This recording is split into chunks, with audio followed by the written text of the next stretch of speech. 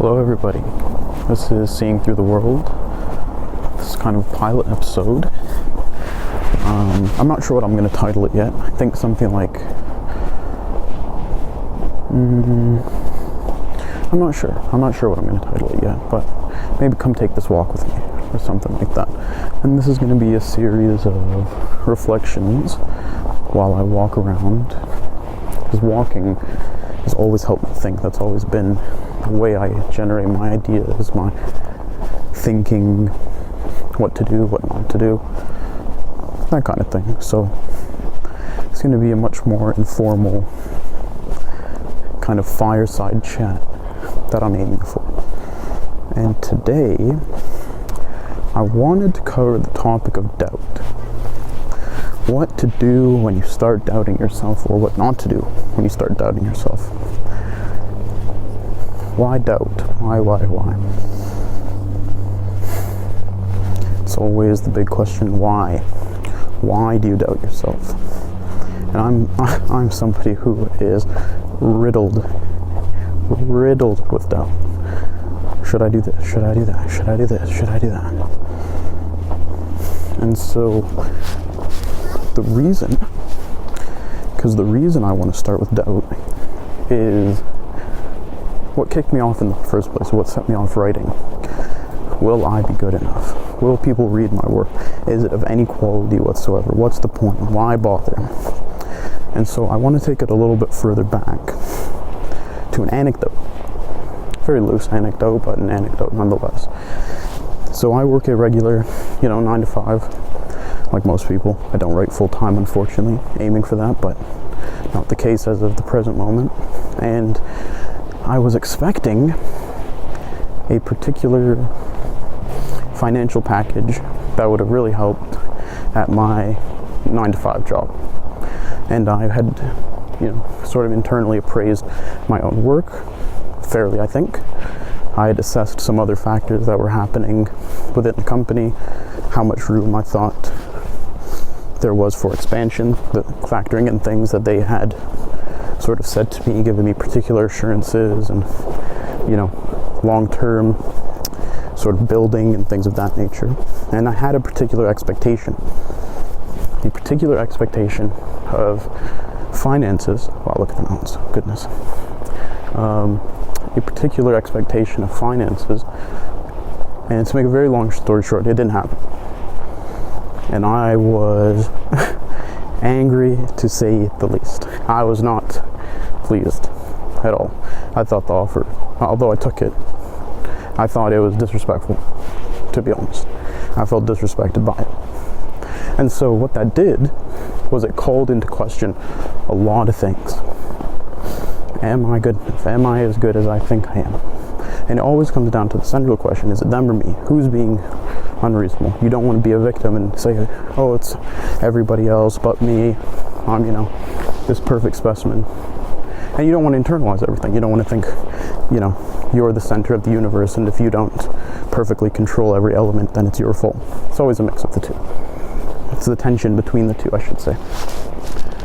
But it called into doubt a lot of things. What am I going to do for money? What am I going to do for mortgages? What am I going to do for the future?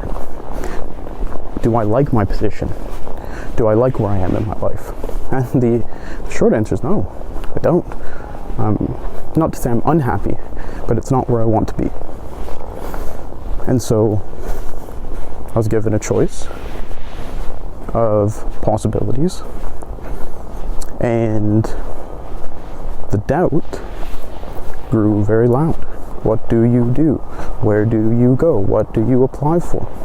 And it cast into light, as much as it did doubt, a lot of things that I was able to reflect on. So, for example, as much as I was then doubting my position in the company and how much I'm worth, etc., etc., it helped in the sense that I then called into question, what do I actually want to be doing long term? If I had have gotten that raise, would it have been helpful? Would it have actually improved where I want to be in my life, where I want to go? And so, if you're struggling with doubt, which I still am, the incredible value of doubt is that it makes you doubt. It reframes everything. I don't want to say doubt isn't necessary. It reframes everything.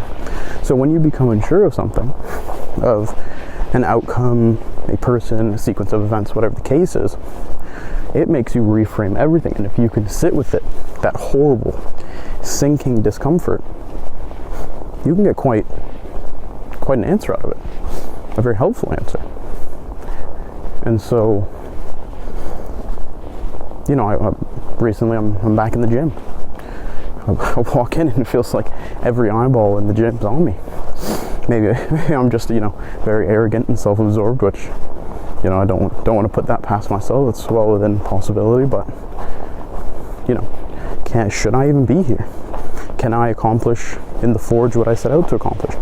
For those that might not know what the Forge is a series of reflections with a physical goal in the end of getting back into the Muay Thai gym and fighting as an experiment, a personal experiment, myself as the prototype, to really test, can I live my philosophy? And my philosophy is an archetype that I've coined with the help of a friend, called the Sordid Sage, somebody that can balance intellect and forethought and planning and wisdom with force and action and, a sort of lived embodiment and attunement to nature and the world. But you can find that all on my Substack. That's probably too much for the purposes here, but back to my point of doubt, that one of the incredibly valuable things that it does is that when your worldview breaks down and you have to doubt, you're given a very brief window to re-establish what your worldview is. So doubt can free you in a lot of senses. If you doubt a situation and you doubt, do I even want to be doing this job? Well, in the same breath, you then also ask the question, well, what would I prefer to be doing? And if you don't have that sort of moment of questioning, that apprehensiveness, that question doesn't even pop up. And it's a horrible, horrible emotion to sit with. Doubt is one of the worst emotions you can sit with. COVID was a big source of doubt. What is the case? What is true? Who are my friends? What should I be doing? What is the actual truth of the matter? Should I do this? Should I do that? Should I go left? Should I go right? And I think part of the modern issue is that everything's doubtful. To be a skeptic is the norm, at least amongst the circles that I sort of mix within. To be skeptical of everything, to be doubtful of it all is the norm. But doubtful for what purpose? Doubt is only useful if you use it for something. So it has to be creatively constructive, it has to be generative in that sense. And so if you're struggling with doubt,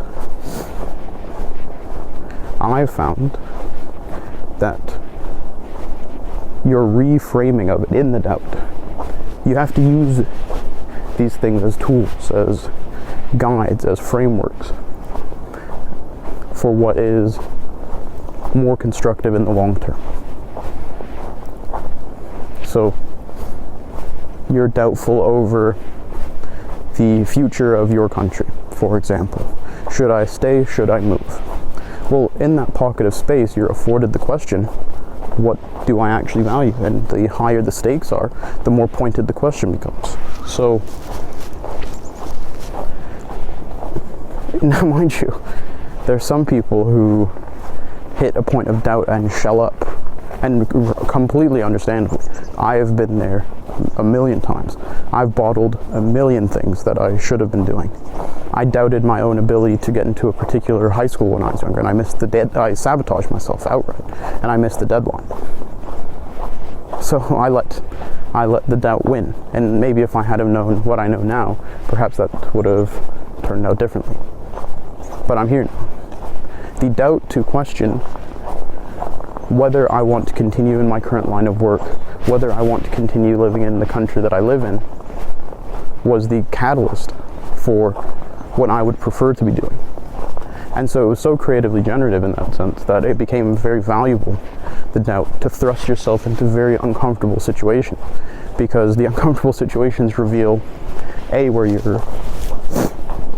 The uncomfortable situations reveal where you're actually at, similar to lifting a weight. When you're trying to do a bench press and you're trying to just get the bar up and you're failing with the bar, you've revealed to yourself where you actually are.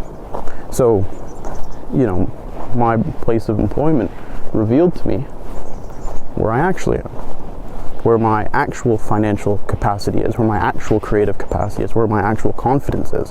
Why am I allowing myself to rely on the whims of another person's business and another person's direction? Because I doubt myself.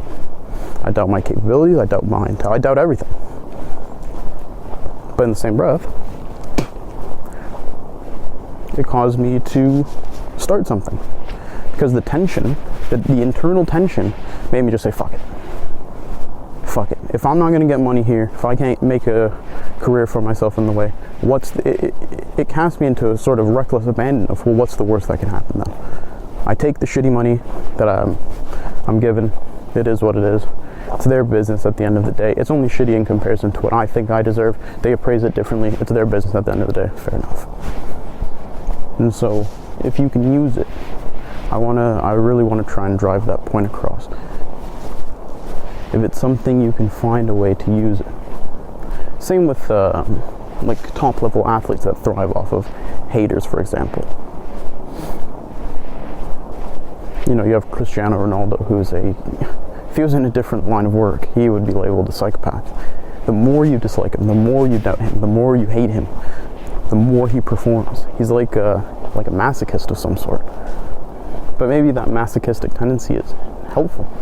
The more you can sort of embody and embrace that doubt, if you can sort of leverage it on the other side and say, well, out of spite or something.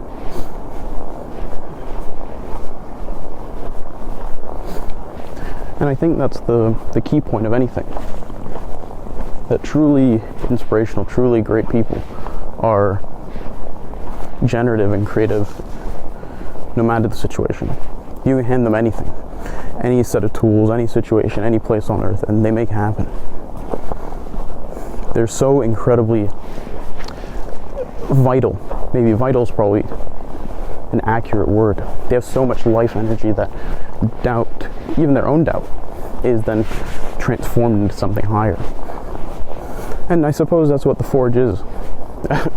As I've kind of said out loud, it's an alchemical process, taking these base traits of myself, the fear, the doubt, the uncertainty, the lack of confidence, the tentativeness, the physical weakness, and creatively turning that into something else, turning it into something more.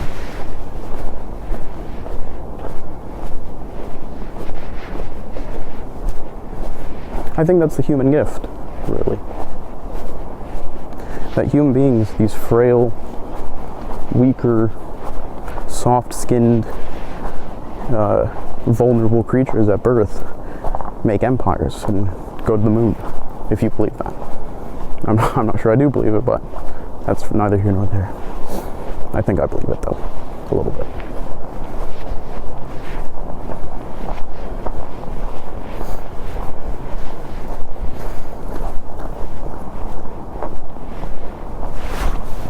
And so, that's the human sort of gift, in its most highest expression. Of course, we are extremely good at creative suffering and punishment, but I suppose it's the same instinct, just depending on what you decide to use it for, like most things. So if you're doubtful, like myself, at every moment, doubting if my next article will be good, doubting if, will this current period of growth through my writing, will it continue? Is that it? Have I burnt, out an audience? Every time I hit publish, it's like, man, are they going to read this one? Will they enjoy this one? I hope so. I always hope so. And up until this point, that's been the case, but to get started took a very long time. I started another publication before Seeing Through the World, and it fell flat on its face. It failed horribly. and it put me off of writing anymore. But I wasn't writing what was true to me. I was writing what I thought I should, because of the doubt. So the complete irony that I doubted what I would like to write, so I wrote something different. It failed, and then I doubted writing as a whole. It's quite ironic. But thank you for walking with me. If you're doubtful, turn it into something. Whether that's through spite or through inspiration, or at least that's what I've chosen to do. I think that's the way to go about things, for myself at least. I can never prescribe or say what works for another person. I can only speak ever for myself.